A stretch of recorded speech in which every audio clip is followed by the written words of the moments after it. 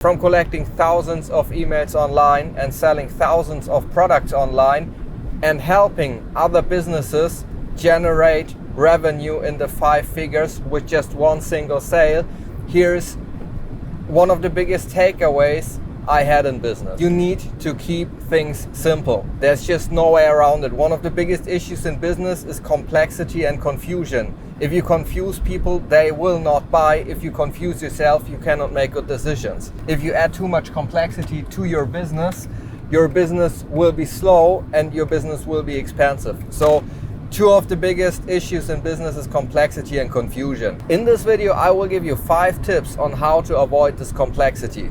So first of all, you need to use easy words. This is one of the biggest game changers ever.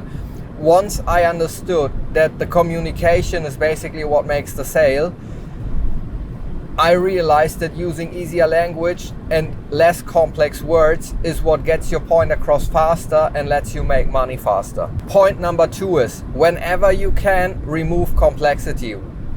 For example, if you have a workflow and that workflow is a 5-step workflow, try to come up with a way to make that a 4-step workflow or even a 3-step workflow. A lot of times, especially when I was consulting businesses, I realized that they have these over complex workflows that actually didn't have any benefit at all. And with a lot of these workflows, we could actually reduce them greatly. And because of that, they were faster, they were easier to remember and also easier to execute, which made the business more money immediately. This brings us to point number 3, and that is focus on essentials. What I mean by that is a lot of times in business, workflows, businesses in general, offices, office environments, they collect a lot of unnecessary overhead that gets added in the process of trying to better the process. And whenever you realize that you kind of drift away, you need to go back to square one. You need to focus on the essentials. And what I mean by that is the essentials that actually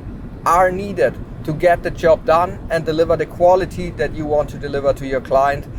And that's it. Point number 4 is you absolutely need to simplify your offers. I personally made this mistake many times, and that is you are in the headspace of the person who creates that offer, that product or that service, right? And because of that, you kind of have a very good understanding about the complexity of the whole thing.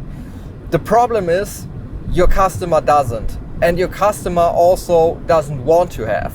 I just buying your solution to fix their problem.